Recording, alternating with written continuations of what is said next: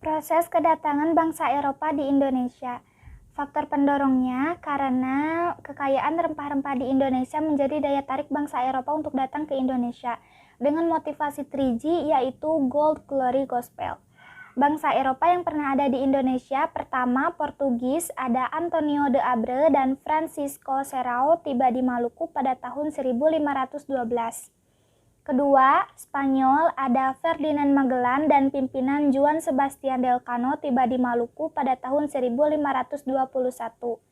Ketiga, Inggris, ada Francis Drake tiba di Maluku pada tahun 1579. Keempat dan terakhir, Belanda, ada Cornelis de Houtman tiba di Pelabuhan Banten pada tahun 1596. Dominasi Belanda di Indonesia. Usai Cornelis de Houtman tiba di Pelabuhan Banten, armada Belanda lainnya menyusul dan tiba di Maluku. Para pedagang Belanda membuat kongsi dagang Verenigde Oost-Indische Compagnie atau VOC. Belanda membangun pusat VOC di Maluku dan Batavia atau sekarang lebih dikenal Jakarta untuk menguasai rempah-rempah di Indonesia. Kronologi penjajahan bangsa Eropa di Indonesia. Pertama, berdirinya VOC pada tahun 1602, dilanjutkan oleh Hindia Belanda, dilanjutkan oleh Republik Batav, Prancis, dilanjutkan oleh Inggris, diakhiri oleh Hindia Belanda lagi. Kondisi masyarakat pada masa penjajahan VOC sampai Inggris. Pertama, pengaruh kebijakan VOC terhadap perdagangan. VOC melakukan praktik monopoli, yaitu penguasaan pasar terhadap rempah-rempah.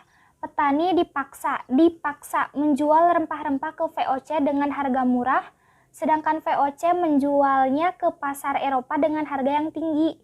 Kedua, pengaruh kebijakan kerja paksa. Kerja paksa ya guys, bukan tanam paksa, itu beda lagi. Nah, pengaruh kebijakan kerja paksa ini diterapkan pada tahun 1808 oleh Gubernur Jenderal William Daendels. Gubernur Jenderal Herman William Daendels. Yang ini nih guys, punten. Nah, rakyat dipaksa membangun jalan raya pos dari Anyer sampai Panarukan. Rakyat juga banyak yang meninggal karena sakit, kelaparan, dan kelelahan. Kondisi masyarakat Indonesia pada masa pemerintah kolonial Hindia Belanda. Pertama, pengaruh kebijakan sistem tanam paksa. Ini baru sistem tanam paksa ya. Pada tahun 1830 sampai 1870, kolonial Hindia Belanda, yaitu Johannes van den Bosch, menerapkan sistem tanam paksa ini dengan tujuan untuk memperbaiki keuangan Belanda. Rakyat dipaksa menanam komoditas seperti teh, kopi, dan tebu untuk diekspor.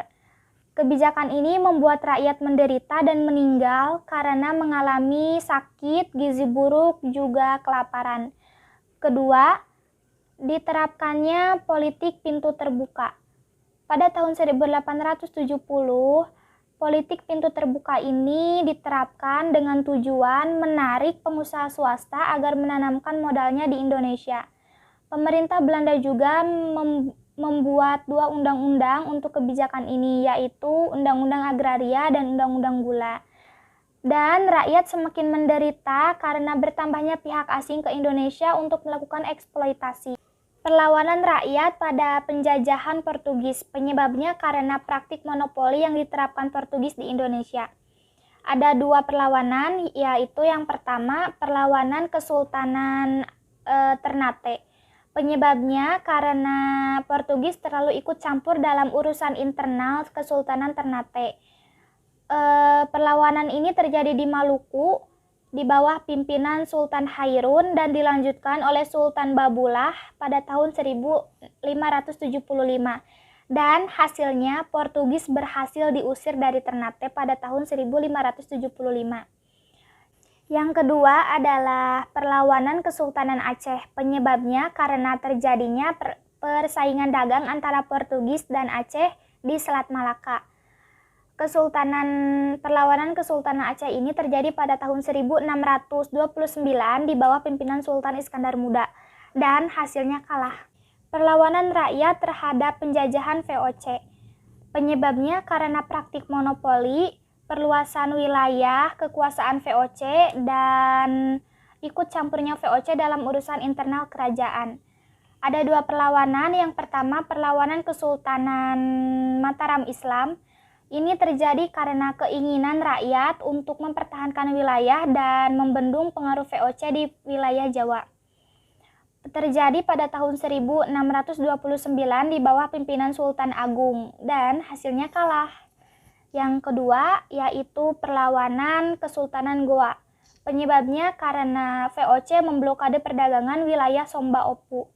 Terjadi pada tahun 1666 sampai 1669 di bawah pimpinan Sultan Hasanuddin. Dan hasilnya kalah karena VOC menggunakan strategi Divide et Impera, yaitu strategi pecah belah dengan cara mengadu domba rakyat satu sama lain. Perlawanan rakyat terhadap penjajahan Hindia Belanda. Penyebabnya banyak ya, mulai dari praktik monopoli, kebijakan Belanda yang merugikan rakyat, perluasan wilayah, sampai ikut campurnya dalam urusan internal kerajaan. Di sini ada banyak perlawanan, kurang lebih ada 7 perlawanan. Yang pertama ada Perang Saparua, terjadi karena kekecewaan rakyat Maluku terhadap praktik monopoli. Berlangsungnya di Maluku pada bulan Mei sampai Desember tahun 1817. Di bawah pimpinan Kapitan Patimura dan hasilnya kalah. Yang kedua, Perang Padari terjadi karena campur tangan Belanda terhadap permasalahan kaum adat dan kaum Padari. Berlangsung pada tahun 1821 sampai 1823 di bawah pimpinan Tuanku Imam Bonjol dan hasilnya kalah. Yang ketiga ada Perang Jawa atau disebut juga Perang Diponegoro. Ini terjadi karena tindakan Belanda yang ingin membangun jalan melewati makam leluhur Pangeran Diponegoro. Berlangsung pada tahun 1825 sampai 1830 di bawah pimpinan Pangeran Diponegoro. By the way, Perang Padari dan Perang Diponegoro ini kalah karena Belanda melakukan strategi benteng sel-sel, yaitu strategi hujan api terhadap rakyat. Yang keempat, Perang Jagaraga terjadi karena Belanda tidak menghargai aturan adat Bali mengenai hak tawan karang. Berlangsung pada tahun 1846 sampai 1849 di bawah pimpinan I Gusti Ketut Gelatik dan hasilnya juga kalah. Yang kelima, ada Perang Banjar terjadi karena Belanda ikut campur dalam urusan kepemimpinan Kesultanan Banjar. Berlangsungnya pada tahun 1859 sampai 1905 di bawah pimpinan tokoh Banjar, yaitu Pangeran Antasari, Pangeran Hidayatullah, dan Gusti Muhammad Seman, dan hasilnya juga kalah.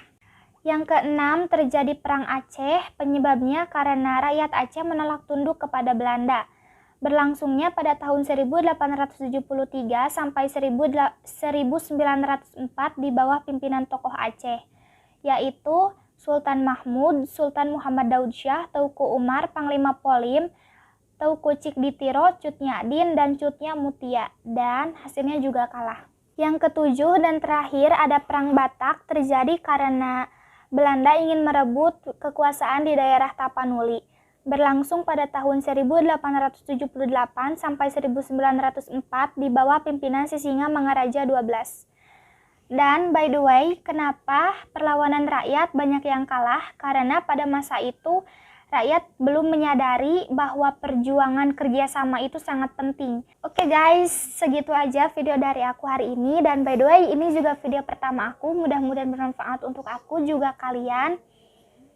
Dan thanks for watching.